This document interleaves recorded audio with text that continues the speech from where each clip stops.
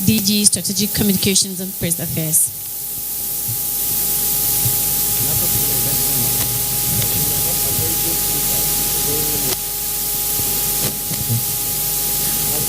Your Excellencies, His Excellency the Executive Governor of Nasarawa State, Engineer Abdullahi A. Sule, His Excellency the Executive Governor of Benue State, Dr. Samuel Otom, His Excellency the Executive Governor of Plateau State, Right Honorable Samuel Bako Lalong, His Excellency the Executive Governor of Kogi State, His Excellency Alhaji Yahaya Adoza Bello, His Excellency the Executive Governor of Niger State, His Excellency Abubakar Sani Bello. You are welcome to Lafia. State, the event unfolding is of Central Nigerian Police Regional Security Summit. Excellency, Deputy Governors of the entire Everybody is here, of course. Governors of the North Central Geopolitical Zone, FCT Minister,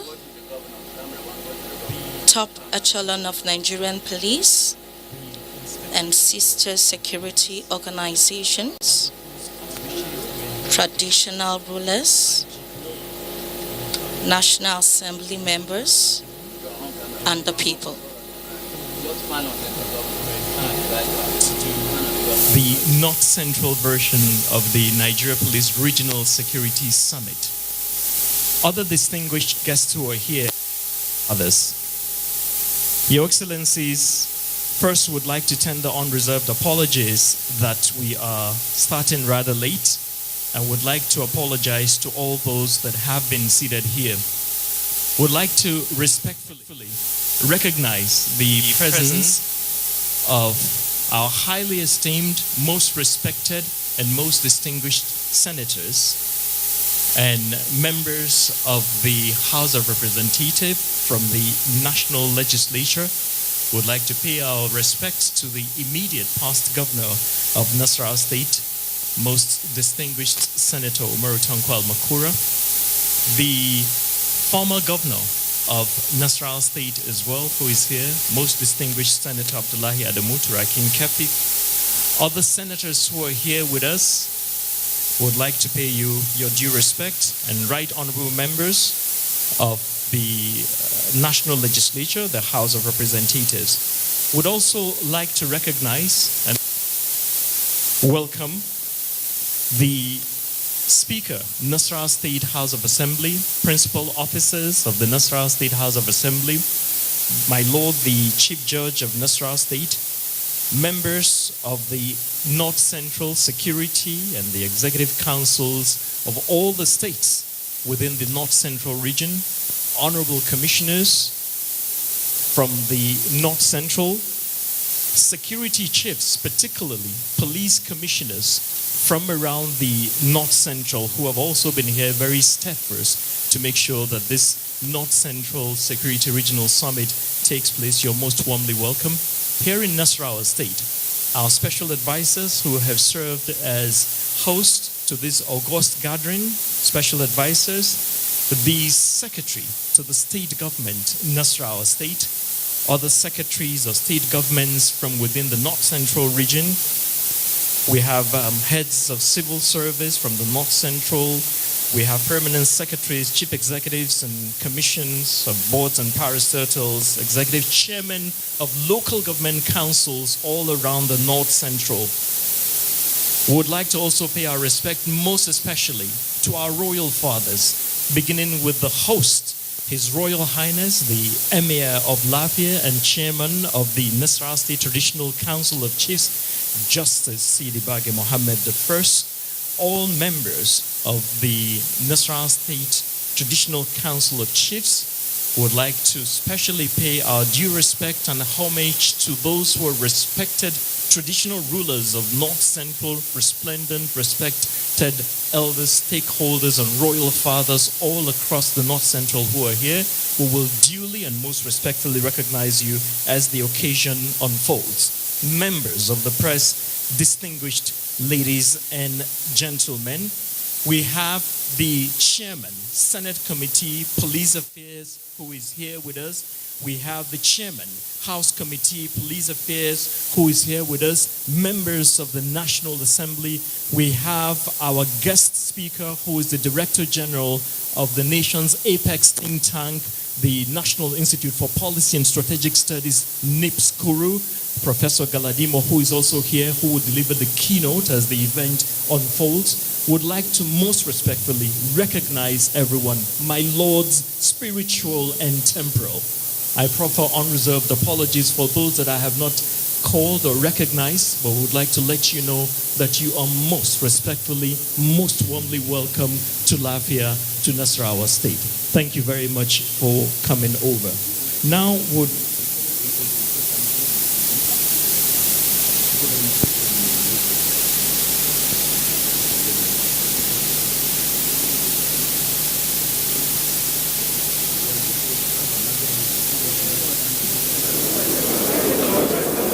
also like to recognize our own, one with whom we hold very proud, the GOC General Commanding Officer of the 3rd Armored Division in Jos, Major General Nuhu Angbazo, who is here, who is also representing the Chief of Army Staff as well. We have a moderator. When the paper has been presented, we will properly recognize and call him as well. I'd like to apologize that I may not be able to call everyone instantly at this point, but I'd like to assure you that the respect and goodwill of His Excellency, Engineer Abdullahi A. Sule, goes with you. The respect of goodwill and of the IG of Police also goes with you, and we'd like to most warmly welcome you. The item we have before us is the welcome remarks. Your Excellencies, of all the influential books that have been written or said about warfare, there's a book that was written in the 5th century. It's titled The Art of War. And I'm sure everybody here, leaders as you are and people who are strategists, have read the book The Art of War. And in The Art of War, which was written by Sun Tzu, he said in the 5th century that if you know yourself and you know your enemy, then you don't have to be worried about the result of 100 battles. He further said that if you know yourself, but you do not know your enemy, then you would win one battle and lose the next battle. But if you don't know yourself and you do not know the enemy, you will lose every battle. The IG of Police has called us, the entire North Central region today, so that we can know ourselves, so that we can better understand what our common enemy is, what is impeding security in the North Central region. It is therefore my singular honor and privilege to call on the Inspector General of Police to present the welcome remarks, IG Mohammed Abubakar Adamu. Can we give him a rousing warm welcome applause, please?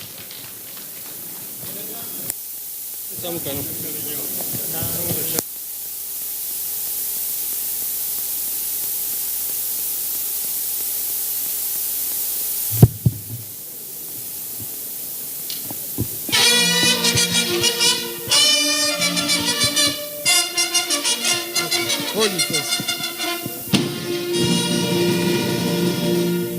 Thank you. Your Excellency, the Executive Governor of Nasarawa State and other Executive Governors from North Central State, the Chairman, Senate Committee on Police Affairs, the House Chairman of Police Affairs, the traditional rulers here present, ladies and gentlemen. Let me start by apologizing that we are starting late, not because we came late. Everybody came on time, but we had another side meeting with the repentant bandits who are here with us, and they are going to also speak to us. They are tired of staying in the bush, so we had to stay with them and had meeting with them on how to cooperate and assist them to be good citizens. It was after that meeting we came here, so we apologize.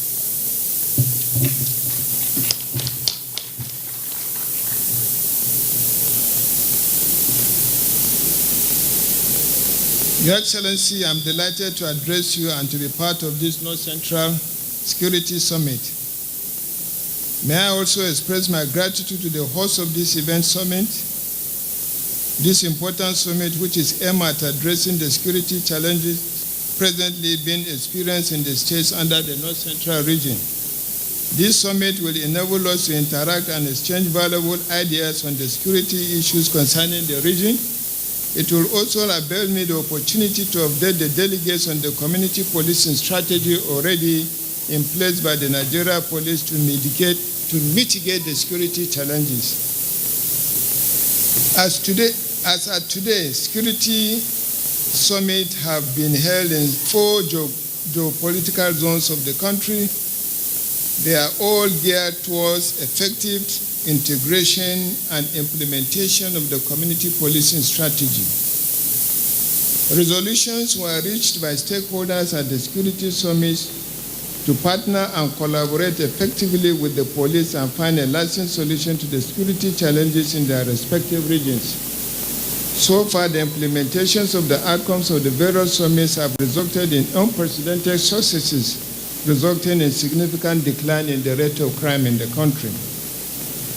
Incidentally, this important security summit coincides with the implementation of all-encompassing community policing strategy. Upon my assumption of office, I discovered that Nigeria Police was grappling with some internal security threats. Some of these threats, which were particularly prevalent in the north-central part of the country, included harder farmers' conflicts, armed robbery, banditry, kidnapping, with attendant consequences on national security. Over the last 12 months, the Nigeria Police Force has been very resolute and determined in our responses to addressing these security threats in the north-central region. These strategies have yielded considerable successes. Consequently, during my first year in office, a total of 6,531 suspects were arrested nationwide. In like manner, 21,870 live ammunitions and 2,037 firearms of various descriptions were recovered. In addition, 1,527 kidnapped suspects were equally apprehended. Furthermore, several meetings were initiated by the Nigeria Police Force between the Miyetti Allah Association representing herders and farmers in the affected states. In the course of these engagements, agreements were reached to maintain peace, eschew acts of violence, and promote peace.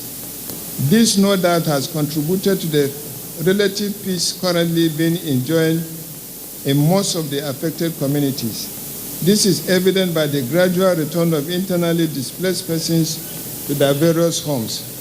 As a deliberate policy for improved security and safety of our country, I also embarked on comprehensive reform of the Nigeria Police to reposition it for improved service delivery. To this end, police formations and commands have been reorganized and re-equipped for effectiveness and efficiency.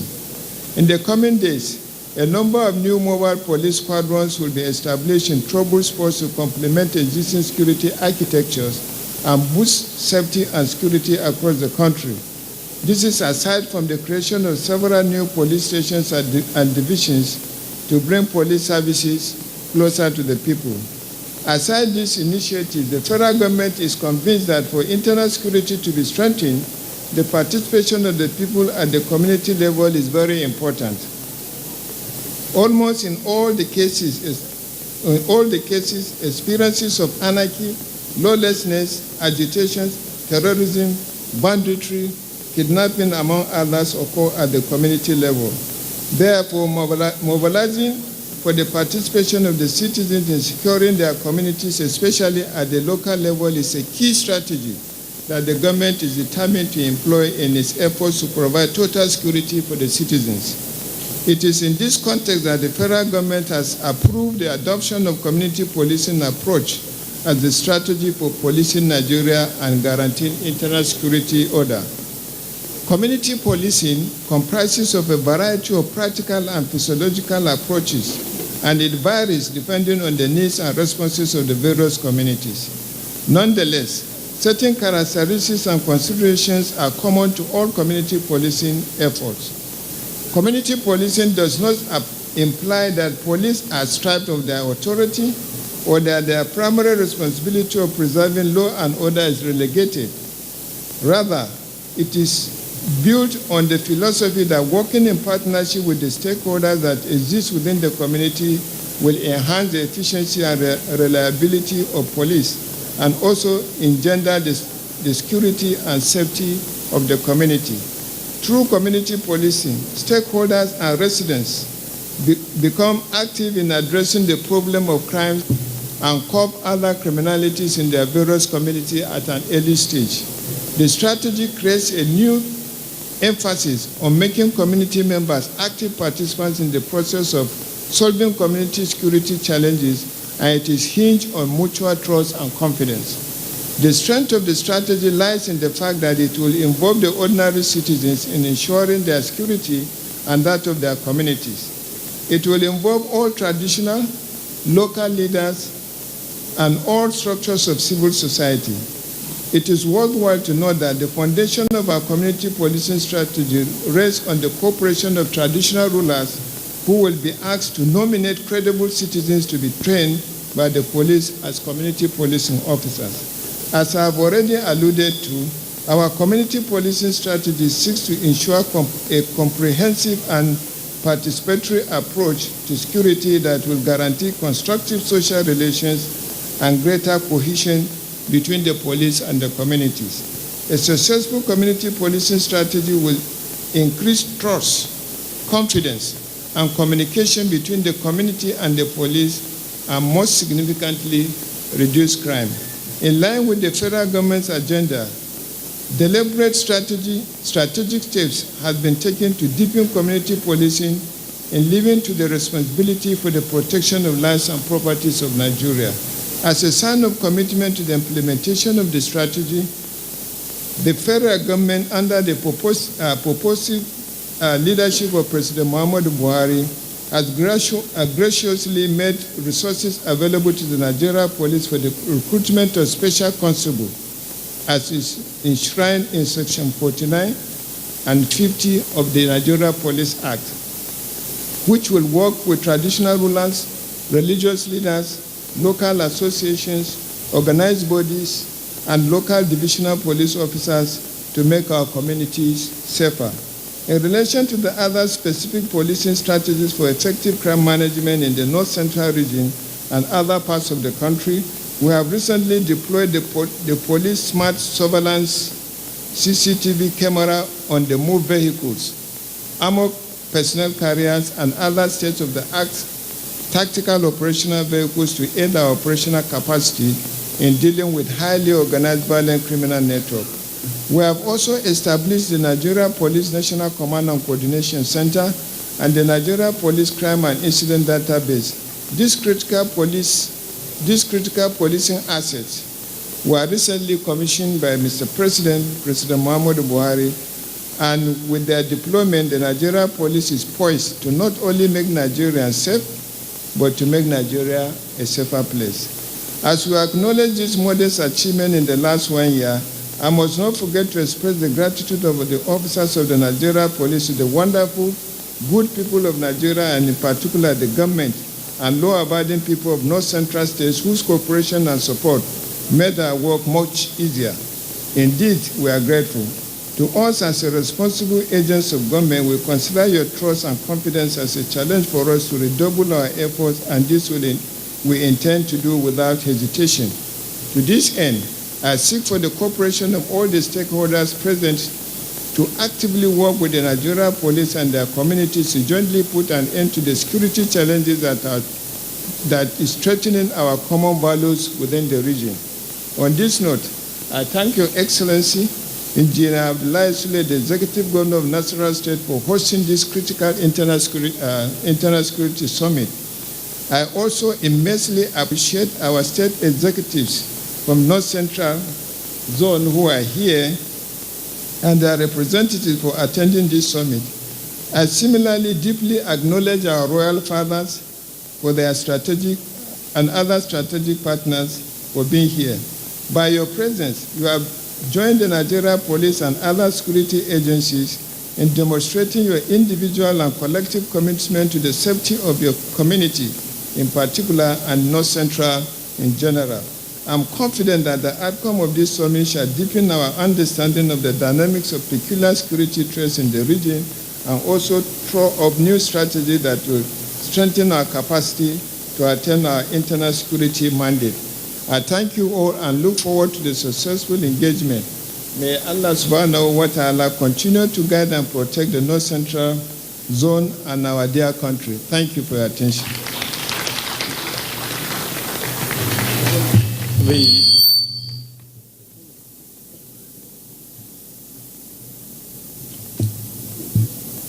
Can we give a rousing round of applause to the Inspector General of Police?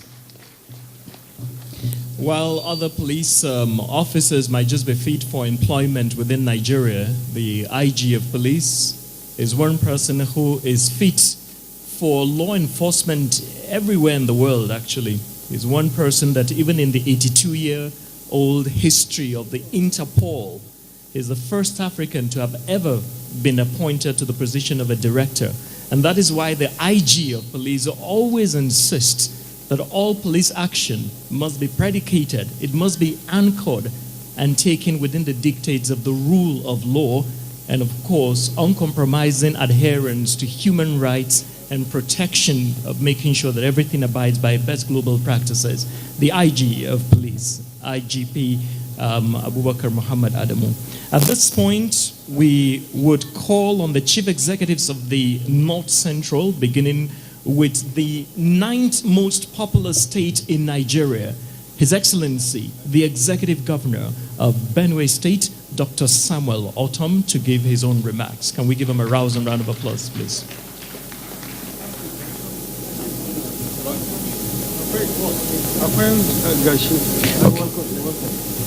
We will come back to we will go to the other governors. We'll first take the host governor who would give the welcome address before we go to each of the governors, beginning with His Excellency, the Executive Governor of Nasarawa State, His Excellency Engineer Abdullahi Isle. We tender unreserved apologies.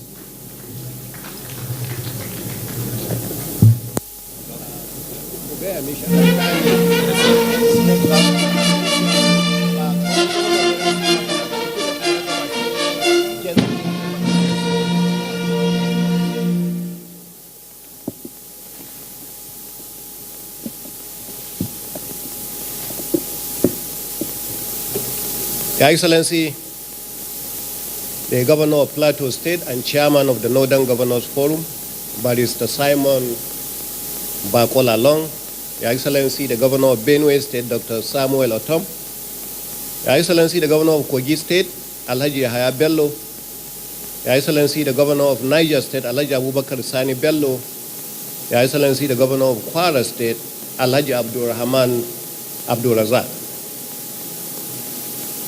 The pride son of Nasarawa State, the Inspector General of Police, IGP Mohammed A. Adamu MNI.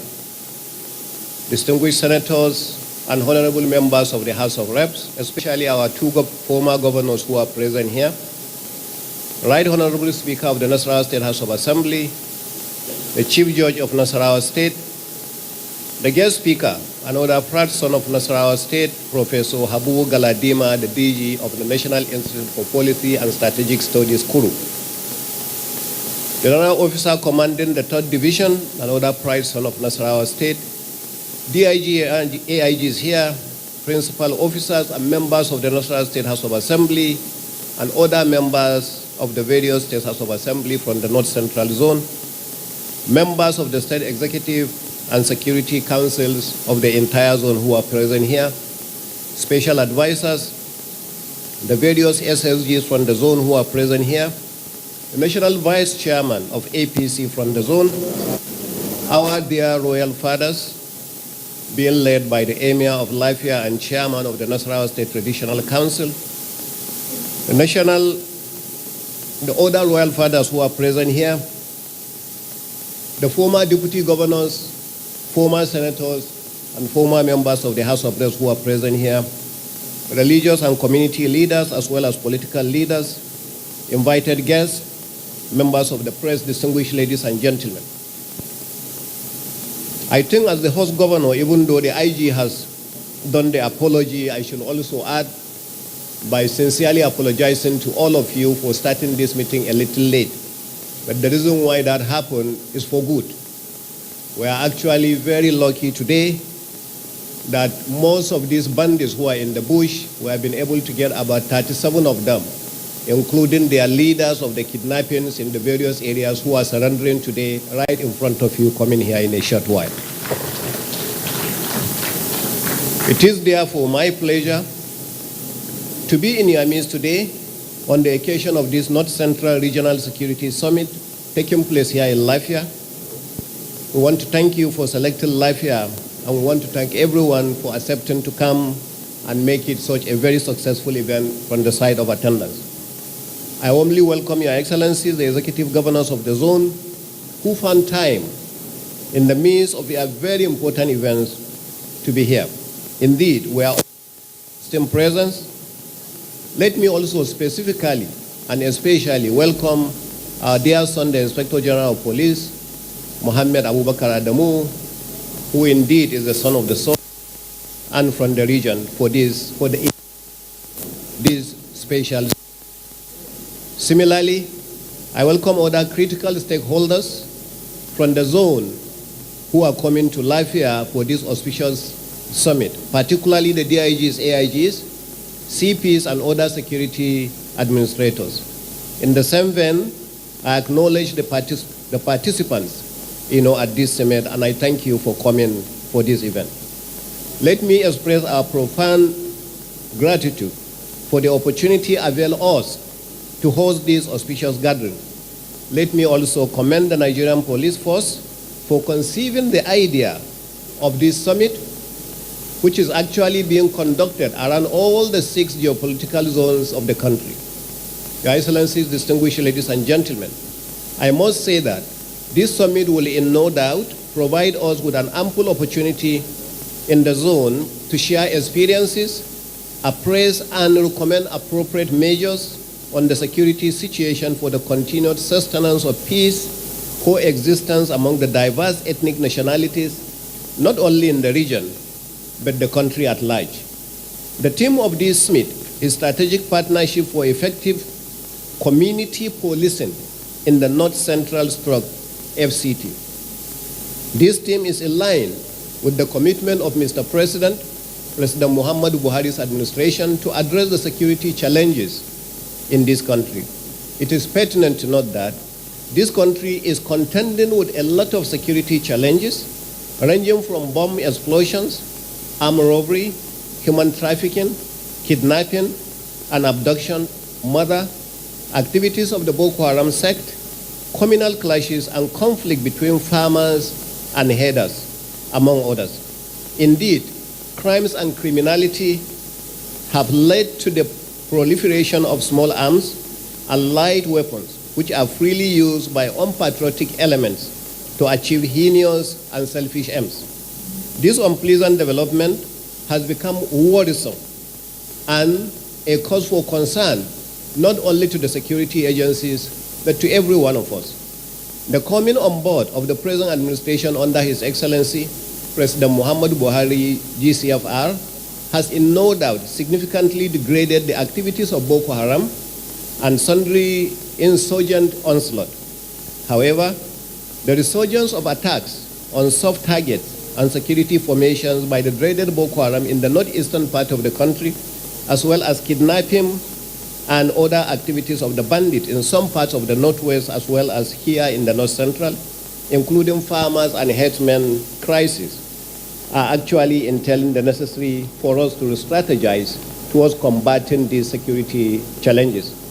In this regard, it behoves us all individually and collectively to take matters of security very, very seriously. There is therefore the need for government and critical stakeholders such as all of you to sustain efforts in sensitizing the public on security through the print and electronic media and sociocultural associations, particularly the grassroots. I believe that such an endeavor will make the public security consciousness a reality. You are no doubt aware that Nasarawa State has its own share of security challenges.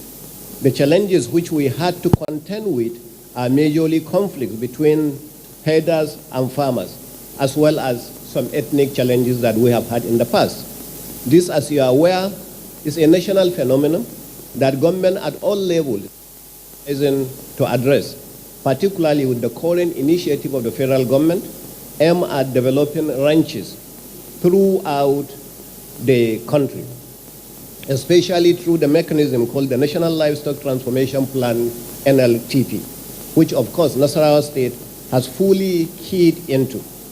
You will also recall that Nasarawa State also witnessed criminal insurgence of another outlawed ethnic militia, codenamed Umbase, between 2012 and 2014. Several innocent people, including the Nigerian police as well as DSS, lost their lives during the period of that crisis.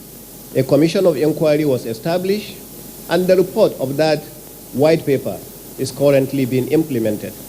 Let me also state that the state witnessed essential challenges occasioned by the spillover of herdsmen and farmers' crisis in the neighboring Benue State, especially with the introduction and subsequent implementation of the anti-open grazing law in November 2017.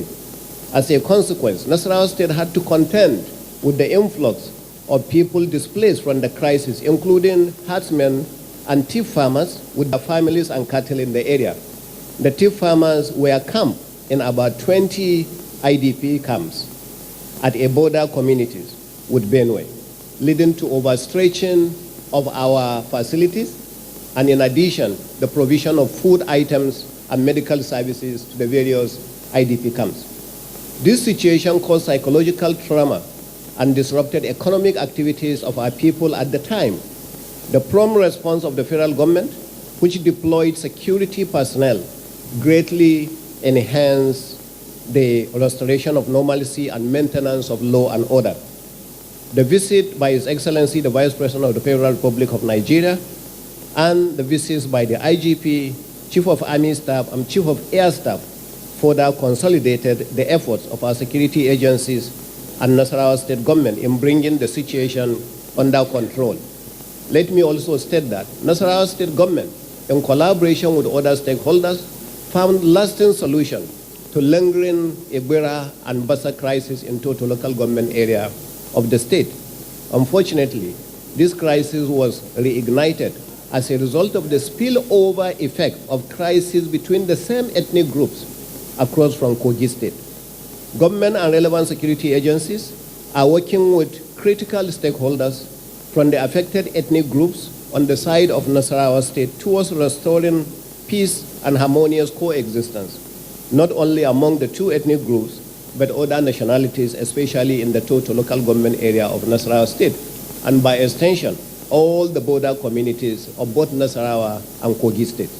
It is pertinent to note that in our efforts towards ensuring sustainable peace in the state, the Nasarawa State government initiated the community-based conflict resolution mechanism, whereby warring parties are encouraged to come together, discuss their differences, and resolve them amicably. In this regard, committees have been established at the state, local government, district, and village levels. We found this initiative workable, and it is only when this initiative does not work that we take the matters to the police and other security agencies. We have also established the Nasarawa Youth Empowerment Scheme, the NAES. Although NAES is not a security outfit, but it has continued to serve as a veritable tool towards community policing and to complement the role of conventional security agencies in the state. Government will continue to strengthen NIAS and all the various vigilante groups across the states to perform their duties effectively and supporting the security agencies in the maintenance of law and order. Shortly after I assumed office in July, I led a delegation of Nasarawa state government to Benue in order to address several security challenges affecting the two states. This was reciprocated by my big brother, the Benue State Governor, His Excellency Dr. Samuel Atom, on 12th of July 2020. He was able to also be accompanied by top government functionaries, traditional rulers, opinion leaders, and security chiefs from Benue to come to Nasarawa and address most of these issues. And I want to thank my brother, the Benue State Governor, actually for taking the time. Let me also congratulate you for your case yesterday. Similarly, the operations of Operation Wildstroke, with headquarters in Makodi, Benue State, and bases in some locations in the state to mitigate farmer herders clash and other criminal activities, have greatly contributed in our collective efforts towards sustainable peace in our border communities. You may wish to be further informed that both Nasarawa and Benue State government have appealed to the federal government not to withdraw the personnel of Operation Wildstroke. And I want to thank Mr. President, I want to thank the Chief of Army Staff for actually heeding to our advice.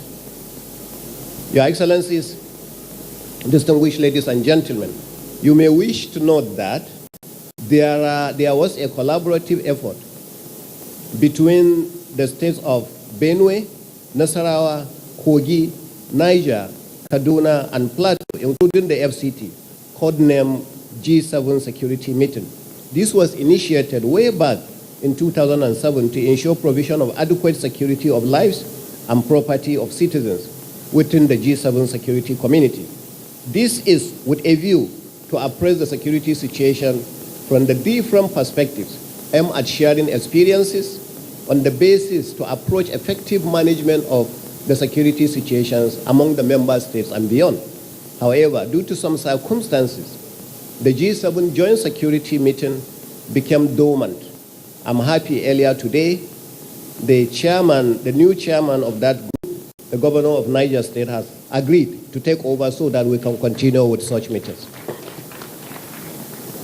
The situation became a source of concern to all of us in Nasarawa State, particularly with the prevailing security challenges facing our dear country and the member states. Consequently, the government of Nasarawa State, after due consultation with all the member states, resolved that the Security Summit meeting be revived and be held on a quarterly basis. There is therefore the need to work together to address SEM, because collective action is known to be more effective than individual action. The need, therefore, to revive the G7 Joint Security Meeting cannot be overemphasized. At this juncture, let me commend the efforts of Mr. President and Commander-in-Chief of the Armed Forces, Muhammadu Buhari, in revolving the different approaches towards addressing the security challenges in the country. They include the constitution of the Presidential Committee on the Farmer Herder Crisis in collaboration with Nasarawa State Government in 2018, the constitution of the Committee on Pastoralists and Farmers Conflict by the Ministry of Defense also in 2018, and the deployment of the Special Security Outfit, codenamed Operation Wildstroke. Before concluding this address, let me state that peace, security, and harmonious coexistence is a collective responsibility for all. We must endeavor to come together in unison to fight crimes and criminality in our society for the collective good of every one of us. We also must encourage and support the efforts of our security agencies towards securing our environment for socio-economic activities to thrive. Distinguished participants, the Nasarawa State Government has made adequate arrangements for the success of this event. I urge you to feel at home and to enjoy the hospitality of the good people of Nasarawa State. On this note, let me once again welcome my colleagues, other stakeholders, and security agencies to this event. I wish you a hitch-free deliberations. Thank you, and may God.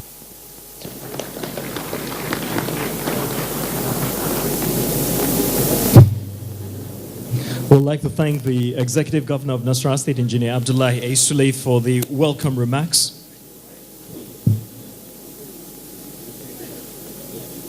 Your Excellencies, at this point, there's been a slight shift in the program. If you have the program booklet with you, we will not be taking the remarks by the Executive Governors of the various states of the North Central. We would skip to the point where we will take the keynote address by the guest speaker. Your Excellencies, distinguished guests, the North Central Nigeria Police Regional Security Summit here holding in Lafayette has the theme Strategic Partnership for Effective Community Policing in the North Central Zone. And our guest speaker is the Director General of NIPS, the National Institute for Policy and Strategic Studies in Kuru in Plateau State. It was established about 40 years ago as a high-level center for reflection, research, and learning. It is serving as Nigeria's foremost policy think tank, and Professor Habu S. Galadima, incidentally an indigene of Nasarawa State, is currently the Director General. Professor EEO Ale Mika of the Department of Sociology and the Faculty of Social Sciences from University of Jos will serve as the moderator to Professor Habu Galadima's paper, which the guest speaker will be presenting. It might just be worthwhile to mention that about 8 years ago, in the year 2012, it was so impossible to achieve any meaningful development here in the north, and of course the Northern State Governors Forum decided to bring 30 wise men, amongst whom was Professor Habu Galadima, our guest speaker. Our guest speaker, the Director General, NIPS, here to present his speech. You're welcome, sir.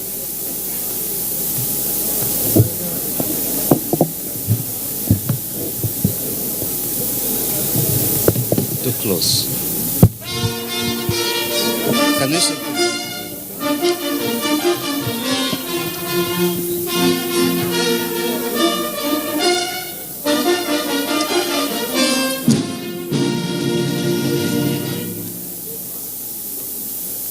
Your Excellencies, the Governor of Nasarawa State, Engineer Abdullahi Sule, the Chief Host, I want to thank you very much for inviting me to this very important occasion. Your Excellencies, the governors of the North Central states, or the states in the North Central Zone,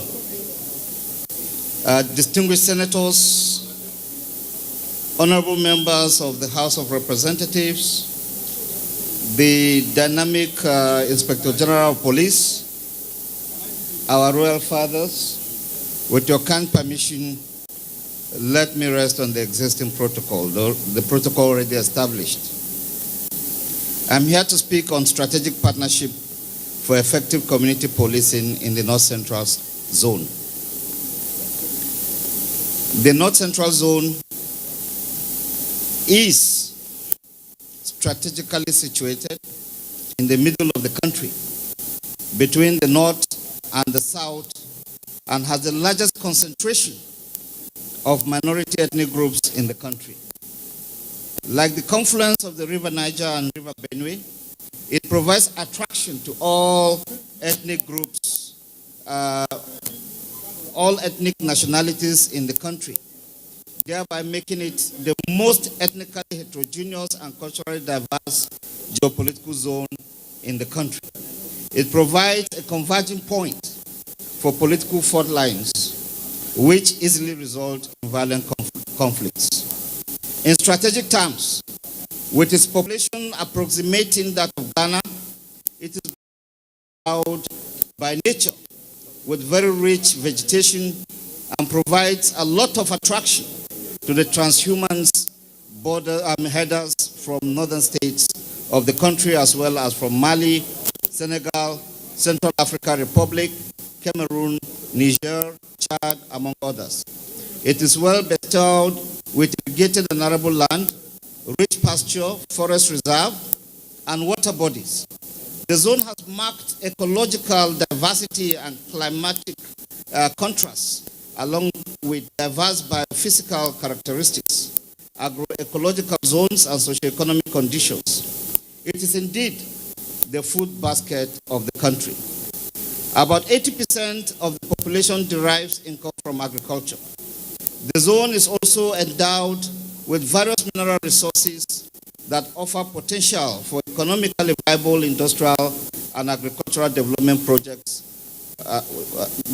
There is also plenty of untapped energy resources in the zone. It is noteworthy that the North Central states are not only rated the third poorest in the country after the Northeast and the Northwest states, but the security environment in the states in the North Central zone and the FCT is characterized by volatility, uncertainty, complexity, and ambiguity, with serious consequences for the internal security of the country.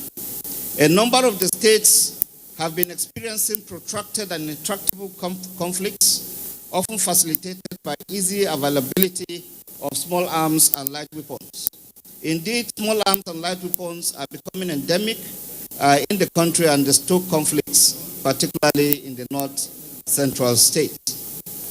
They are expressed in the form of religious violence, ethno-religious conflicts, indigeneity and settlement, as well as access to land and livelihoods, herders-farmers conflicts, cultism, kidnapping, banditry, and cattle rustling, among many others. The complexity of certain crimes, coupled with increasing antisocial behavior and other emerging crime patterns, have increased demand for police services exponentially. The Nigerian Police Force is the lead agency recognized by the Constitution of the Federal Republic of Nigeria 1999 as amended for the maintenance of internal security in the country. The force is at the heart of internal security management in Nigeria. The force is faced with a lot of human, logistics, and other related challenges that have affected its effectiveness over time. Indeed, personnel shortages have been identified as one of the critical issues affecting policing in the country. There is a wide gap between the existing and the required number of police personnel to provide internal security for the country. The Nigerian Police Force Research and Planning Department 2018 disclosed that there is 1,533 police divisions nationwide. These divisions lack the required number of personnel for effective policing. Consequently, the Nigerian Police Force requires partnership to ameliorate security challenges in the country. Without the support of the communities as partners in reporting crimes and incidents, sharing their knowledge on perpetrators of crimes, antisocial behavior, and public disorder, the reach of the police is limited in its capacity to tackle many of the security challenges affecting our people. In 2018, the National Institute for Policy and Strategic Studies, NIPSCURU, was directed by the President to develop policy options and strategies for enhancing internal security through community policing. Part of the recommendations of the National Institute submitted to the federal government included, among others, the need to develop strategic partnership for community policing. This included the imperative of developing a policy framework for security sector reform in Nigeria by the federal government, with a view to incorporating security actors in the formal and informal sectors, including communities, into the national security architecture. This proposed reform is expected to achieve two purposes. First, it will help in bridging the gap occasioned by the failure of the state security agencies, especially in the rural areas, to respond effectively and adequately to emergency security situations. Most importantly, it will help the state and law and all levels to rebuild and reinforce its law enforcement and security provisioning capacity through a strategy that makes citizens as partners in the prevention of crime and criminality. Community policing has always been considered as one of the best approaches to help fight crimes and keep society safe. Let us pause at this point to introduce the concept of community policing. Although the IGP has deliberated on this in his speech, I stress that the general philosophy of community policing is built on police-community partnership that is driven by trust and confidence. Community policing as a philosophy entails partnership between the community and the security agencies towards problem solving. The concept of community policing means citizens taking lead in identifying the issues of crime, order in their area, with police playing the role of facilitators for enabling the citizens to attend to those issues. Community policing focuses on crime and social disorder through the delivery of police services that include aspects of traditional law enforcement as well as prevention, problem solving, community engagement, and community policing requires police and citizens to join together as partners in the cause of both identifying and effectively addressing these issues. Besides being a philosophy, it is an effective tool and is being tried by the police all over the world. The objectives of community policing are to maintain the gap between police and citizens to such an extent that the police become an integrated part of the community they serve and they earn the acceptance and trust of the community, leading to spontaneous cooperation from people in crime prevention and security in local area and resulting in a lasting partnership between the police and the community. The mission of community policing is to prevent and detect crime, maintain order, and ensure safety and security of communities, particularly in partnership with the people, and to provide the community efficient, transparent, and responsive law enforcement machinery which perpetuates the rule of law. In this context, community policing consists of two core components: community partnership with the police and problem solving.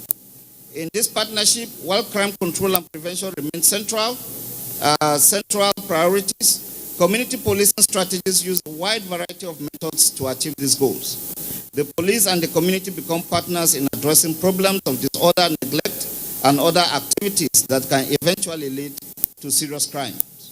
The view here is that the partnership between the police and the community is strengthened over time. The ensuing partnership will be better and able to pinpoint and mitigate the underlying causes of crime.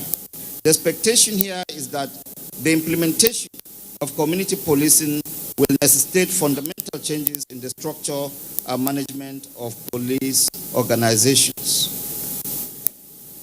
Community policing offers a myriad of benefits. Making effective use of the talents and resources available within communities will help to extend severely strained police resources. Also, reduced levels of crime will allow more police resources to be allocated to services that have the greatest impact on the quality of community life. It is, however, important to mention that community policing must be built on a strong foundation of community support and engender trust and confidence for it to be efficient and effective. Strategic partnership between the police and communities include active participation of governmental institutions at all levels, civic and business leaders, public and private agencies, residents, mosques, churches, schools, and hospitals, and all who share a common concern for the welfare of the neighborhood to bear responsibility for safeguarding that welfare. In other words, community policing refers to measures employed by communities in taking a unified stand against crime, violence, and disregard for the law, and also in making a commitment to increasing crime prevention and intervention activities. There has been numerous efforts by successive administrations in addressing the security challenges in the country. In 2004, the Nigerian Police Force introduced community policing in 7 pilot states as a strategy for involving the communities in addressing security challenges within their domains. However, this strategy of policing was not adequately contextualized, and this is largely because community policing was primarily limited to the Nigerian Police Force and does not incorporate the communities and all the stakeholders in the intentional and coordinated manner. At this point, I want to commend the IGP for intensifying efforts at implementing many of the recommendations for the establishment of community policing and institutionalizing it in this country. The assertion that community policing goes beyond partnership between the police and community to include active participation of governmental institutions at all levels, civic and business leaders, public and private agencies, residents, mosques, churches, schools, and hospitals, and all who share a concern for the welfare of the neighborhood, to bear responsibility for safeguarding that welfare entails strategic partnership for its efficient implementation. This strengthens the assumptions that security as a public good is no longer the exclusive reserve of the state, because individuals, communities, corporate bodies, through partnership with state security agencies, now have fundamental roles to play in ensuring public safety and in reducing crime and criminality in the society. Thus, strategic partnership for effective community policing in the North Central states and FCT can be in the following dimensions. One, partnership with the community. Partnership with the community is considered the most important criteria for the effective implementation of community policing, because it is the first step necessary in community policing. Partnership with the community entails law enforcement agencies working with community residents to identify problems and collaborate on implementing solutions that produce meaningful results for the community, namely prevention and reduction of crime and criminality in the community. According to Bruce Stockman, developing community partnerships for effective community policing will, of necessity, go through 4 stages, from new immature partnership to mature performing partnerships, namely forming, storming, norming, and performing. He noted that going through these 4 stages will enable the development of great partnerships and adaptations to changing partnership dynamics. The second one is partnership with governments at states and local levels. The quest for the security of lives and property have seen governments at the state and local levels provide some logistic support to both the police, military and paramilitary agencies in several states across the country. Beyond the provision of logistics support, some state governments have gone into strategic partnerships with the police to provide training and collaboration with state-sponsored or state-co-opted vigilante and neighborhood outfits. Evidences indicate that beyond ensuring the efficiency of the implementation of community policing, especially at the rural areas, state governments may have developed some of these strategic partnerships with the police as a way of addressing the crisis of confidence and legitimacy, coupled with the recurrent abuse of human rights that characterize the operations of many vigilante groups, especially the militia groups across several states. In this strategic partnership, the state-sponsored vigilante and neighborhood watch groups provide intelligence to the police that enables effective crime prevention or investigation on the one hand. On the other hand, the police provide training and orientation to the members of the groups and assist the government in the recruitment process through the conduct of background checks on will-be members. In Plateau State, one of the most deliberate decisions taken by the Plateau State government in response to rising threats of insecurity was the establishment of Operation Rainbow and Neighborhood Watch, and the enactment of the Plateau State Rainbow and Neighborhood Watch Law 2012 that came into effect on March 2013. The co-option of community vigilantes and neighborhood watch groups by state governments and the establishment of strategic partnership, especially with the police, has helped significantly in addressing the escalation of security challenges. The third is the partnership among security agencies. Partnership among security agencies through joint security task forces for purposes of joint security operations is another strategic partnership that has enhanced effective community policing, especially in conflict and crisis endemic areas. The Joint Security Task Force strategy is an approach of partnership adopted by the National Security Council in the handling of serious and violent security challenges in the country. It involves a combination of various security agencies collaborating together in joint operations in order to achieve a common goal. The idea of a joint task force became prominent in Nigeria when the fight against militancy, terrorism, and insurgency assumed a frightening and calamitous dimensions, with which no agency could handle alone. And so this cooperation became very, very necessary, and it gave birth to quite a number of other operations that have been captured in the paper. Another has to do with the partnership with the public sector agencies. Strategic partnership should be geared towards collaboration with other formal public sector and security agencies like the hospitals, public schools, tertiary institutions, national emergency management, and so on. All these agencies have very important role to play in community policing. A cordial and strategic partnership between these agencies will enhance information and intelligence gathering and sharing amongst them. Another has to do with the partnership with the private sector. And this is the practice particularly in the Niger Delta states, in the Niger Delta parts of the country. Benefits of strategic partnerships in community policing. Strategic partnership has some inherent benefits for community policing, which include the following: establishing partnerships between the police, which is the lead agency for internal security, with other security actors, formal and informal, including states and local governments and organizations working from the policy level to community-based operations. For instance, management and oversight bodies, including executive, legislature, and so on, ensures the efficiency of community policing strategies because collective security initiatives contribute to broader institutional and system-wide changes and more effective outcomes. Strategic partnership, especially with the civil society and community-based groups, is important also to provide the more comprehensive approach to community policing.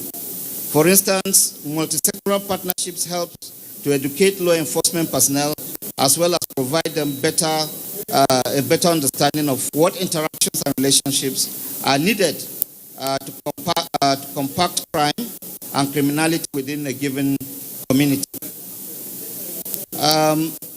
Let me quickly look at the strategies for effective community policing in the northern states, in the north central states and the FCT.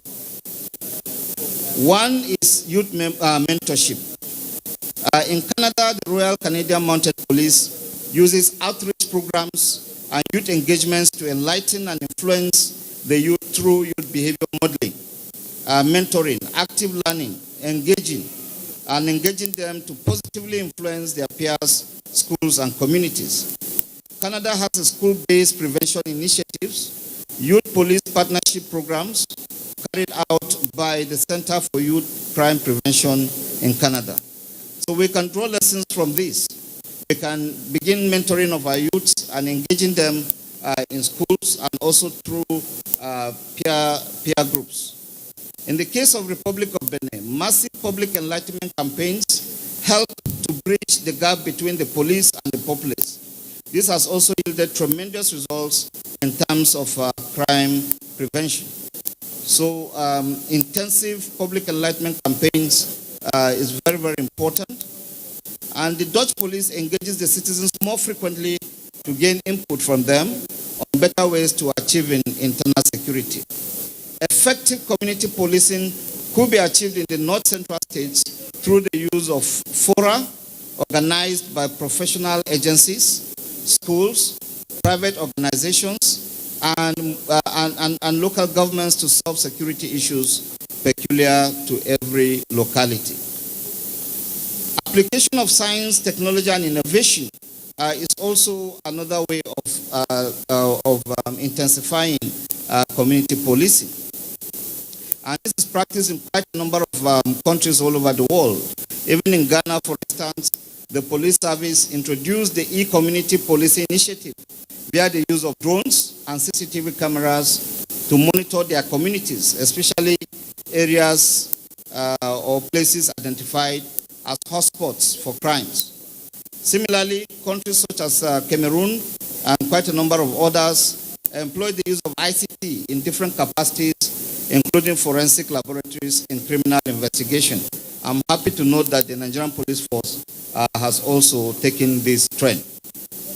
Bayelsa, Kano, Lagos, Oyo, and Sokoto states, among others, have introduced closed-circuit television, which is being utilized. It has become expedient for the states in the North Central to commence frantic efforts to installing CCTV cameras, particularly areas classified as hotspots. Furthermore, the Nigerian Police Force will support the states with its forensic laboratories and train more personnel on use of science, technology, and innovation to strengthen internal security in the zone. The Neighborhood Watch, the states in the North Central states could strengthen the use of vigilante and neighborhood watch at the local levels to monitor communities and should integrate them into the internal security architecture with defined rules and rules of engagement to operate in partnership with the police. Empowering traditional rulers is very key to community policing. In Cameroon, traditional rulers are appointed as auxiliary administrators and serve as links between the communities and security outfits. They also educate and encourage residents to be vigilant and report the presence of strangers within their communities. In the Republic of Niger, traditional rulers are effectively integrated in community policing and is backed by legislation. In Nigeria, traditional rulers do not have constitutional roles in security management, and this has limited their effectiveness. Traditional institutions in states in the North Central Zone and the FCT have historical involvement in management of internal security in their respective domains from pre-colonial era. In recognition of this, the colonial authorities relied on the traditional internal security management systems. In recognition of their importance, the traditional institutions were given constitutional roles of administering their localities. This arrangement remained in force before 1976. Local administration reform expunged the administrative roles of traditional institutions from the Constitution. The development eroded the powers of the traditional institutions and rendered them irrelevant in the scheme of local governance in Nigeria. Yet all the tiers of government continue to rely on traditional institutions till date, whenever it becomes necessary to engage local populace on dicey and controversial issues of security and governance. Although there is no clear correlation between upsurge in rural criminality with the dwindling powers of traditional rulers, it appears that increase in rural banditry and crimes in North Central states are majorly attributable to the erosion of administrative powers of traditional institutions. There is therefore need to reconsider constitutional administrative roles for traditional institutions in Nigeria to enhance current efforts at curbing rural criminality and, by extension, urban crime in overall interest of national security. In conclusion, the basic goals of policing are enforcing laws, preserving peace, preventing crimes, protecting civil rights, liberties, and providing services. The foregoing indicates the importance and need for strategic partnership for effective community policing. While the relevance and utility of community policing cannot be overemphasized, especially given the increasing security challenges in contemporary society, there are challenges associated with the effective implementation. Addressing these challenges becomes very much an imperative in order to ensure the development of broad-based, comprehensive, and inclusive community policing strategies, which will be characterized by robust and cordial relationships between the formal security actors, especially the police as the lead agency in internal security, and communities including informal security institutions in joint patrol and intelligence sharing. The utility and acceptability of community vigilante and neighborhood watch groups, especially in the rural areas as agents of community policing, has over time been enhanced through partnership with the police. This has aided the police to respond effectively and adequately to emergency crises and security situations in the communities. However, for this partnership to result in effective community policing, Governments at all levels should encourage cordial and robust relationships between communities and state security agencies, especially the police, in order to expand, deepen, and sustain collaboration within the security sector. This can be done through the formation of statewide platforms for meetings, dialogue, and collaborative trainings, especially for actors in the informal sector.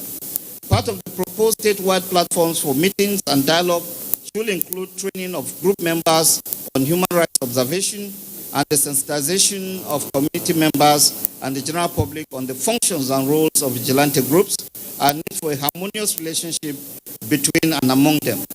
For community policing to generate the desired result, it is vital to involve the community throughout the process in the identification of problems and evolving solutions. It is a systematic reassurance strategy where dedicated and locally devolved officers who are familiar with the neighborhood are visible, accessible, well-informed, and able to enforce order. Indeed, finally, it is important that in so doing, public problems become policing priorities. Joint actions are undertaken to find solutions involving every stakeholder. There is sensitivity to the needs of victims, the provision of victim support and action to avoid repeat victimization, and prevention of reoffending is achieved by reintegrating offenders into the community. Putting the needs and priorities of the community first will be at the heart of our community policing strategy. On this note, I want to thank Your Excellencies, distinguished ladies and gentlemen, for offering me this opportunity and also for listening. Thank you very much.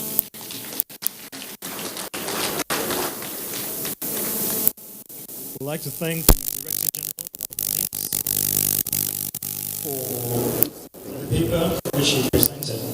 I'd like to invite Professor EEO Alemika of the Department of Sociology, Faculty of Social Sciences, University of Jos, the moderator, to briefly come and make his... Peace is the bedrock of every nation. So on that, the engagement this afternoon is stressing the need to tackling community policing to the next level by tackling crime. And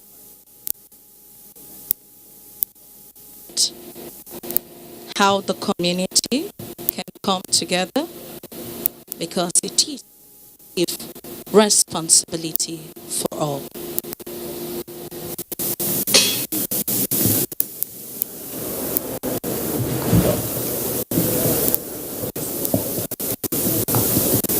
Your Excellencies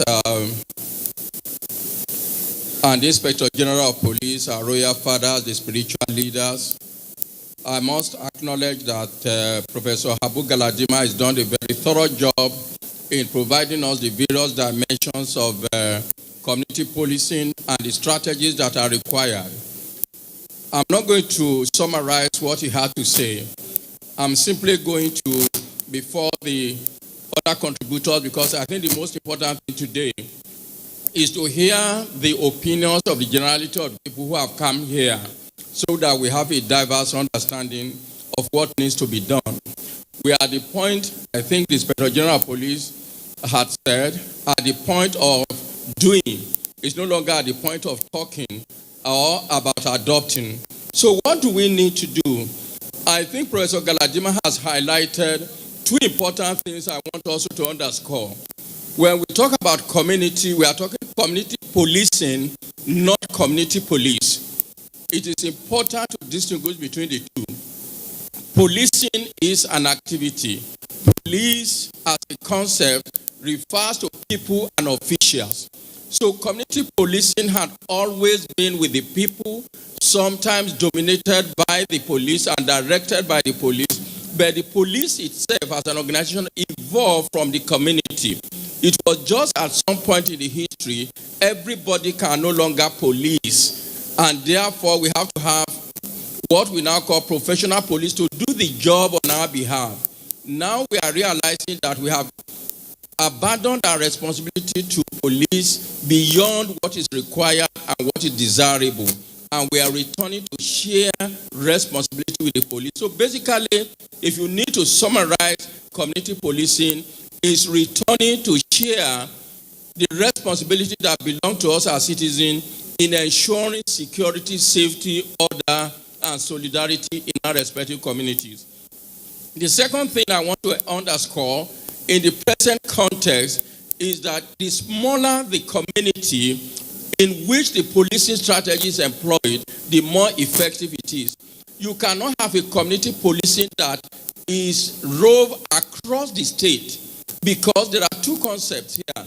The community is residential, essentially residential, neighborhood-based. It is not state-based. It is residential and community-based. The second aspect, it is interest-based. For example, the residential one is easily understood, but I think it's the interest aspect that is not often understood. Secondary and primary school, for example, in Latvia may encounter certain problems which are peculiar to educational institutions. They may come together and say, as providers of education, we want to adopt the following mechanism to ensure the safety of our children, the safety of our teachers. That is still a community. It's a community of educators. It can be businesses, provided they come together and try to solve a problem, they represent a community. When you share this responsibility, as Vladimir has said, it allows police to use more resources in an efficient way. I give you an example. In South Africa, what has been done is that the private security are more prominent in policing public corporate organizations. But what they do is they are required to mount electronic monitoring in their premises. And those electronic monitoring are coordinated by the police. So police need not deploy personnel into those mass spaces, but rather respond to request for intervention by those organizations. So I think for North Central, we're lucky that our communities have a tradition of organizing themselves, but we must also warn, let us not arm them, because it is easy to arm, but it's difficult to disarm. And usually violence, once it starts, always consumes those who promote it. So we need to be very careful in what we do. I need to say, because I'm moderating and I hope I need to give opportunity for people to say. So important point, two levels of communities, neighborhood community and then interest communities. The second thing is that the smaller the unit which community policing target, the more efficient it is. What the state needs to do is first to devise mechanism, regulation for the operation of the different groups. Therefore, each state, we cannot develop a regional network. We can develop a regional framework. There are differences between regional framework and regional law. We can develop regional framework. Why regional framework is important? There is what we call, in crime management. If Nasarawa become effective against crime, they would displace the criminal to Benue, and His Excellency Otong will now have headache. If it is effective in Nasarawa, they might displace it to Kogi. But when you have a regional framework, it is difficult for them to be displaced from one state to another. And that is why I think we are doing the right thing. But we cannot have a regional outfit. Let's aim at having a regional framework. Let's have a state regulatory program, and then have community-based, policing. The last thing I want to say is about planning. It is easy for police to plan if you have well-planned cities, when you have well-planned communities. The way we plan in Nigeria, including North Central, does not allow for effective policing. For example, in many places, police cannot get there if there is an emergency call. So when we are talking of partnership, it means that the police and Ministry of Land or whoever approve building need to collaborate in terms of how we can plan our cities and have greater access to each of the respective residential buildings. I think I will leave my comments at this level in order to give comments to other people who have come from different parts to make contributions. I thank you. Thank you very much, Your Excellencies, distinguished ladies and gentlemen.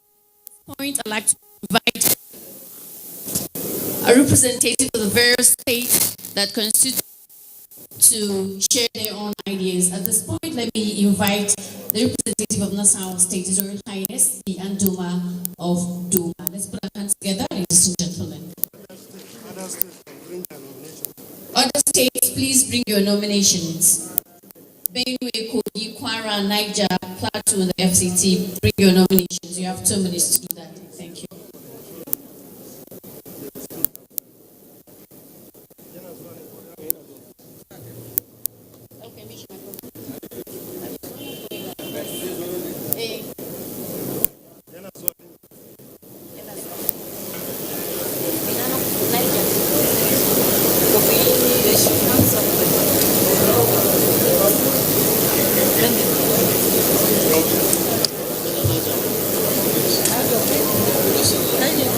Why Niger?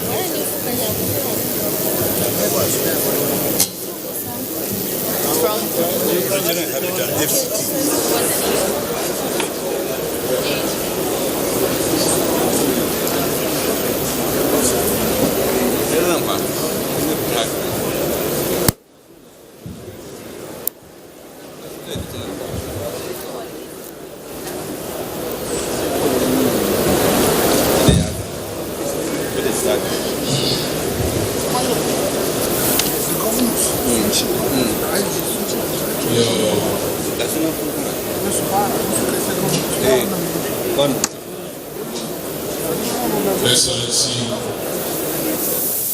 the host governor, Engineer Abdullahi Esole, Your Excellencies, the governors of Benue Plateau, Kogi, and Niger states, our Sunday Inspector General of Police, distinguished senators, Your Royal Highnesses, distinguished ladies and gentlemen. I'm here at the instance of the Emir of Lafia and Chairman Nasarawa State Council of Chiefs to mention the solidarity of the people of Nasarawa State with the intention of the Nigerian Police Force under the leadership of our son, the Inspector General of Police, the host governor and co-host governors of the North Central states who have joined us in Nasarawa State to show solidarity with the intentions of government to ensure peaceful coexistence throughout the length and breadth of the Federal Republic of Nigeria. Your Excellencies, the people of Nasarawa State, and indeed Nasarawa State is bordered by about 8 states, including the FCT. We have shared their circumstances when there is peace across all of these states, and we were common victims when there are difficult moments in their various states. Most often, we are hosts to their various circumstances. When they celebrate, we are with them. And when they are refugees and immigration, Nasarawa State has always provided the camps for such moments of migration. This intention to develop a framework for community policing by the IGP to Nasarawa State is a welcome development and a very pleasant relief, because at various times we have always received and have always been at the receiving end. The effort of the state government at various moments will have been stretched. For our hospitality, we have always been there for our brothers.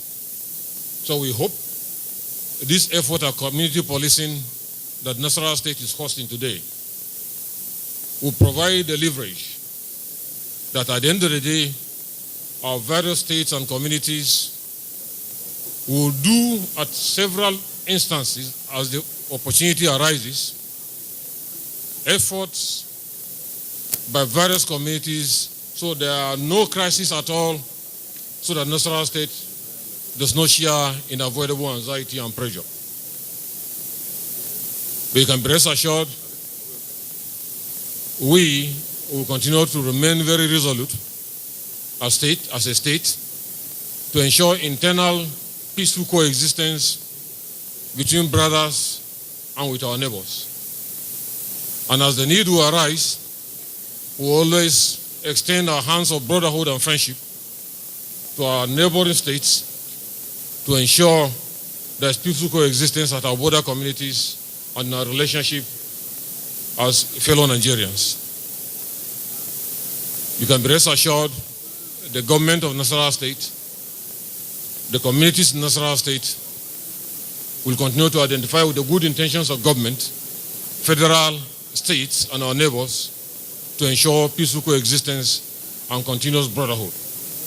Your Excellencies, distinguished ladies and gentlemen, Nasarawa State is poised to identify with this laudable intention of government at the federal and at the various states to ensure a peaceful coexistence between and within Nigeria and with Nasarawa State, within ourselves as a state, and with our neighbors.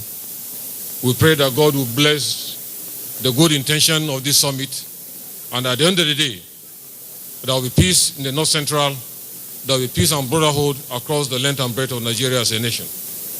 May God bless the Federal Republic of Nigeria. We thank you.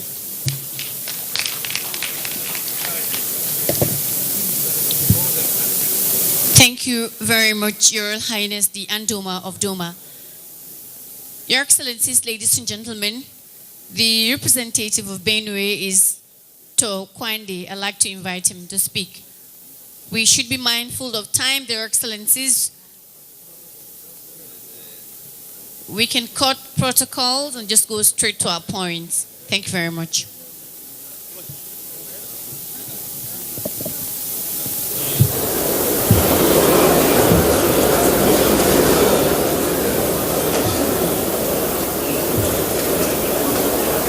Out of time,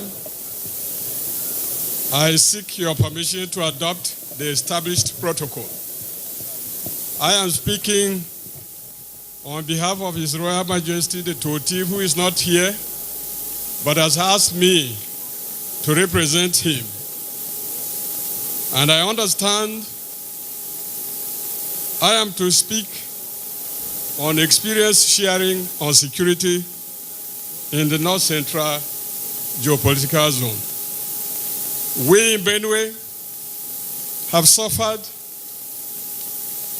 a lot of attacks, starting with herders. Benue people are essentially farmers. And the herders we knew before came with sticks. Then suddenly we had an invasion of external herders who came armed, and killings were carried out systematically. Today, as we gather here to find solution, thousands of Benue people displaced from their ancestral homes are living in camps. These camps are in Agan, Bajimba, Daudu, Logo, Anyi, Kwande, and other places. The strange thing is that some of the communities displaced in Benue have refused to be in camps. They are living with relations and in-laws and so on. But we still have this hope. When Mr. Vice President visited the state, he promised that all those displaced that are there in camps will have the places destroyed, rebuilt, so that they can go back to their ancestral lands. And we are praying fervently that the president and the federal government will honor this report. That will be one of the ways of restoring peace. Any community that wants to develop must embrace peace. Benue wants peace. Benue wants development. In efforts to stop or reduce the activities of invaders under the name herders, the Benue State government, through the legislature, passed a law which, out of lack of knowledge, some people have criticized. The law was a way of reducing the intensity of what Benue was experiencing. I forgot to mention Agatu and other areas in Idoma land where people have been displaced and they have no hope unless the intervention of the federal government. As I was saying, this law has been misinterpreted, that it is against herders. And I recall vividly when His Excellency was speaking to the state, he said the law will be implemented with a human face, and that is what is being done. So, I want to thank the initiators of this meeting. I wish it would have come much earlier. We also experience these things, and everybody now wants a solution which will help do away with wicked herders, kidnappers, bandits, and so on. The idea of community policing has made a paper already. I want to thank Your Excellencies and the Inspector General that if community policing is to be successful anywhere, as you have rightly said, traditional rulers must be involved. They know the area, they know people with questionable characters, they know people who can assist. And I think the idea should not remain on paper. We should go into action and get this problem of bandits, wild herders, and other criminal elements out of this place. I want to place on notice that some of the issues that have befallen this country seem not to be given the right description or recognition. Benue has an international boundary, and that is Kwande, from where I come. Of recent, while we have not done away with bandits, kidnappers, and other criminals, I understand government is considering visa on arrival. The international boundary we share with Cameroon is virtually not covered, even as of now. So, I want the authorities to consider this. If America, as a world power, is building walls to prevent Mexicans from coming into America, why would Nigeria leave her borders open? The closure of borders is bringing certain good things, and I think it should be a bit longer. And from here, we should pick up and make sure our borders are safe. So, as traditional rulers, we welcome the idea of community policing. We shall participate actively if given the opportunity. And I know the Inspector General has already promised. So I want to thank everybody who has participated in raising this meeting to give us the opportunity to tell our own stories in our respective communities. I want to thank everybody for your audience. Thank you. Representing Benue State there, ladies and gentlemen.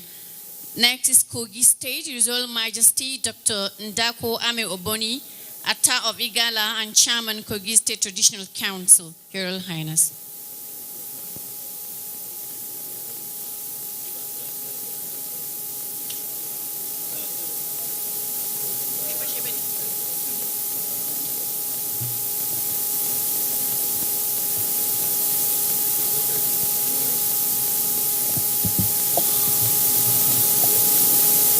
distinguished personalities, the executive governors of Central State, and the senators, lawmakers, and so on, and their Royal Highnesses. Let me stand on the existing protocol. I'm representing the Traditional Council of Kogi State. You will all agree with me that Kogi State is a mini Nigeria.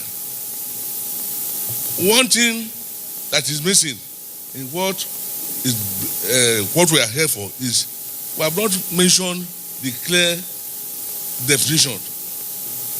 One, we continue to talk of community policing. Community policing. We are forgetting that communities have leaders. Kogi State is blessed with all people from all the corners of Nigeria to converge in that place. How we administer them locally, traditionally, is what Nigerians should learn. We have community leaders isolated from all the different communities, and we gather them together and tell them exactly what we want. And any miscreant that comes to the society, they are easily fished out. So we inform the authorities, and they are taken care of. Kogi State is an example for all Nigerians to come and copy. We don't have problem, but we were attacked by Fulani herdsmen because of their escapade across other states. But we came together, both even Fulanis and those who are with us, we flushed them out. This is the type of community policing that should be. The police should, through the young Inspector General of Police, introduce police and to the hierarchy of the people, and then we have our own bearded people across the land, and then we work together, make pockets of like this across the country, and then people will be able to work in harmony, and then we make effective policing. It's not hard, it is easy. It's a question of adopting what we have been doing before in tackling this new problem, and we shall achieve results. All has been said, and I listened attentively to the Inspector General of Police speech, and it's full of good things. If we can implement, say, 60% of it, we shall not have any problem. Let's look inwards and take from what we have before this menace came to bedevil us. So I thank you all for making effort, but let's go back to the rules, what we have before. The community leader cannot be isolated from the new type of policing we're having. It is the community and their leaders. And the system we use in administering all the communities in Kogi State should be adopted. And then it will be good for all people in Nigeria. Thank you all. God bless you all.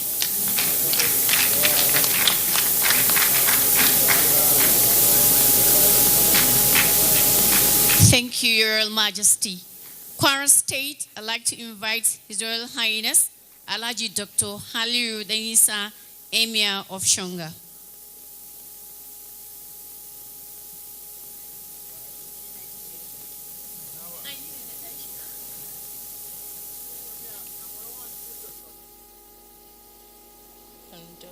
The North Central Zone comprises of Benue State, Kogi State, Kwara State, Nasarawa State, Niger State, Plateau State, and the Federal Capital Territory, Abuja. I think in Kwara State we're very grateful, we're thankful. I will thank you for organizing this seminar. On the whole, it's a peaceful state, but we still need to keep our guards on, so it's not a call for less security, but instead for more security. So we remain an example state. Over the last period we're looking at, or the recent past, we've had usual mundane activities of crime, issues like small arms, factories, thefts, cultism, and all the things you know generally are ambient across every community. There are accentuations, however, in some places like, for example, we had our own share of the Yahoo boys, and that lets me just make a simple comment. I appreciate what Professor Ilemeka has said. We have to make clear distinction between what the state can do what organizations can do, and what community can do.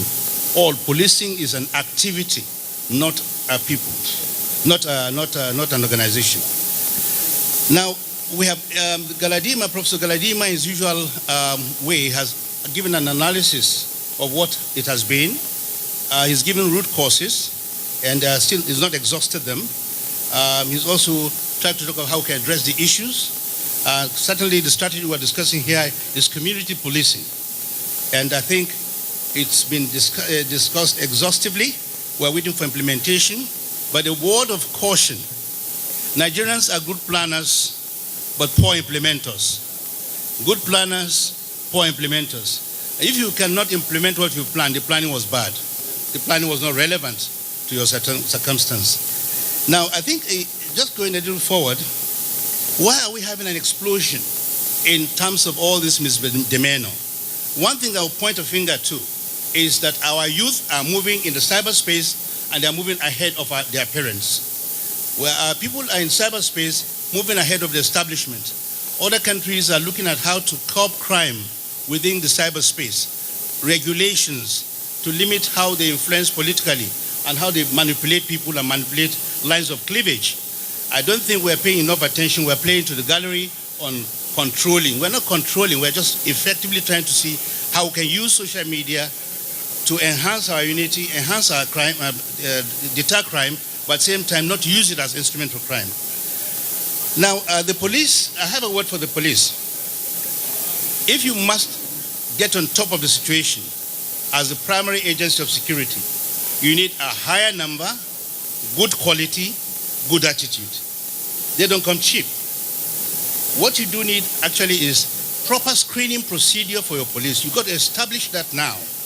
The traditional institution will help you, but we also need guidelines and we need,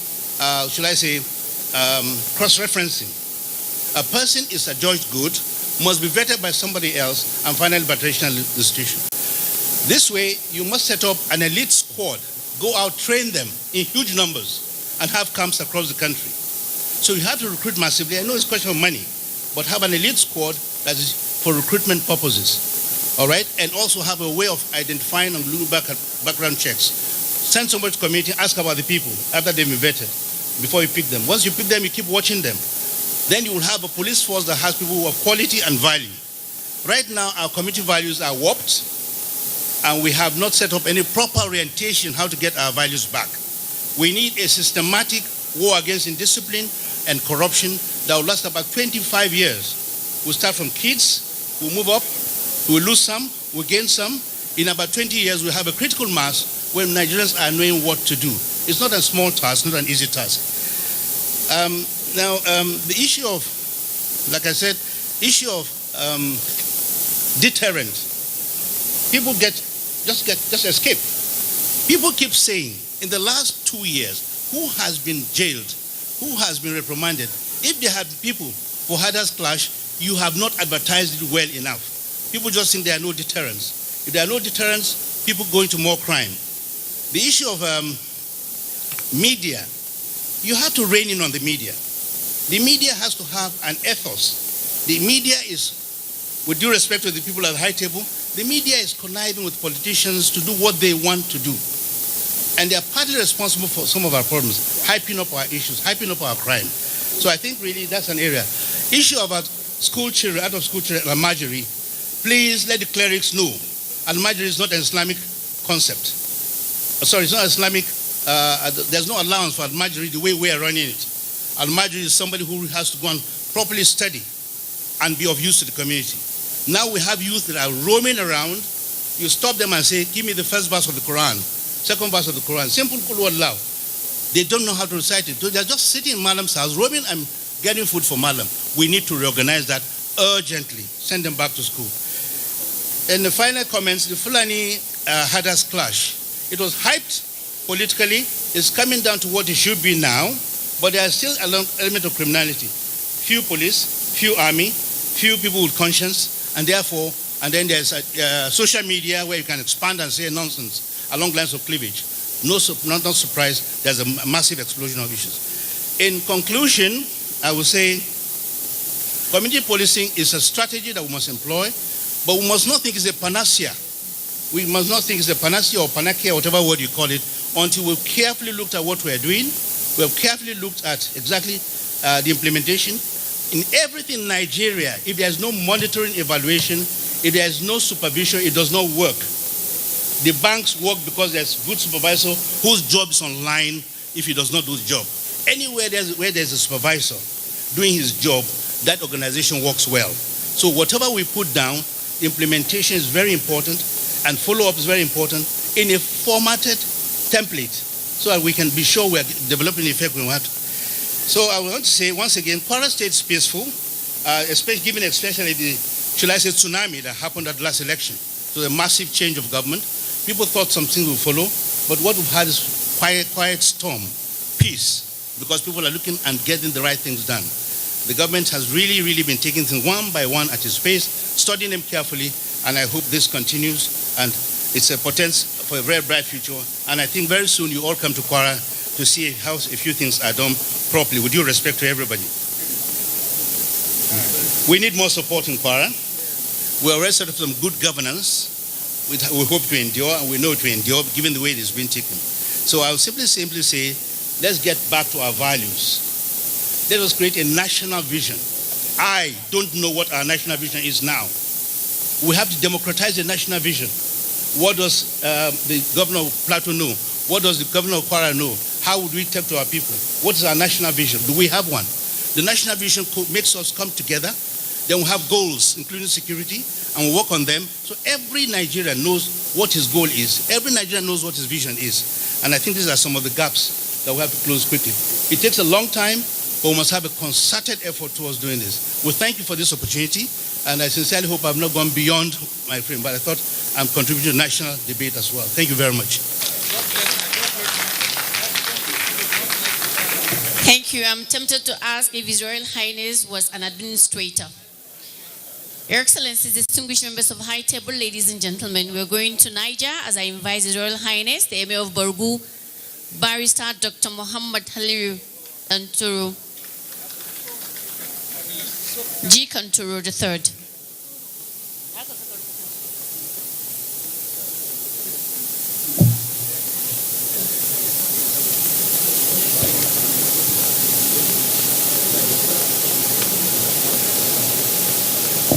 أعوذ بالله من الشيطان الرجيم بسم الله الرحمن الرحيم. Your Excellencies, our various state governors, the Inspector General of Police, the keynote speaker, distinguished Your Royal Highnesses, distinguished ladies and gentlemen. Let me start by congratulating our governors and the Inspector General of Police for hosting this very important summit in the life of our zone, in the life of our people. And also congratulate this keynote speaker for delivering a very well-informed address. I'm sure many of us here today are better informed about what community policing is all about. Most of us, the traditional rulers, I'm sure we are more informed. I want to say that community policing, as far as Niger is concerned, has started. But I know with this summit, we are going to improve on what we are doing, we have been doing. Let me say, with the proactiveness of our governor and our state government, the Niger State has started community policing through vigilante, and in collaboration with the Nigerian police and the traditional institution. We have been doing our best in this regard, and the government has given all the necessary support that we require to make sure the lives of and property of our people is well secured. Moreover, we cannot say we don't have certain challenges. We do have challenges, but I believe with our resolve, we shall overcome our challenges. What we need in Niger State is a backup. We need a proper law to back up our community policing so that we can do much more better to secure our people. You are all aware that there are certain challenges in terms of bandits in Niger State. But Niger State is central to Nigeria, where you have people coming from the south and also people coming from the north. Those days, the Tegna road from Jeba, Mokwa, Tegna used to be the road that people who are coming from the south take to the north, and people coming from the north down to the south. But today, because of these challenges, people don't pass those roads again. And why? Because bandits have taken over those areas. And these are areas that I want to call upon the security agencies and the federal government to pay serious attention to.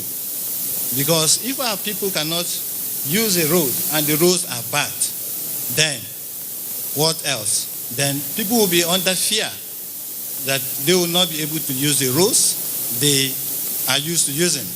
And this brings us to even what is happening in the state in terms of roads. When people are diverting to roads in Niger State instead of following the other side, which we are used to, then we have too much on our roads, and our roads are getting bad. And because of that, the bandits, the criminals, are taking advantages of this and are using whatever they could to attack our people. So I want to call on the federal government to pay attention to Niger State in particular, our roads, so that we have a very good road and the bandits will not be able to use that as an advantage to attack our people or kidnap our people.